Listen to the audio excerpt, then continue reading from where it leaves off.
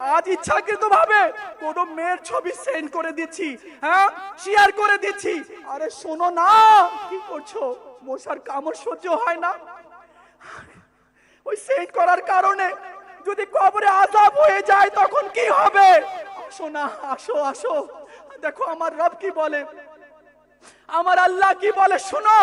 আমার আল্লাহ বলে, আমার আল্লাহ বলে কি আমার বান্দা যখন আমার সাথে সমঝোতা করে, হ্যাঁ আমার সাথে সম্পর্ক করে আর বলে মওলা ও আল্লাহ তুমি আমাকে মাফ করে দাও, আমি অনেক গুনাহগার, তুমি আমাকে মাফ করে দাও।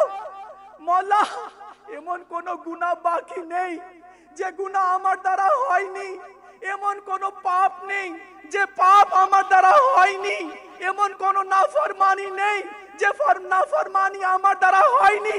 মওলা তুমি রহিম, মওলা তুমি মাফ করে দাও।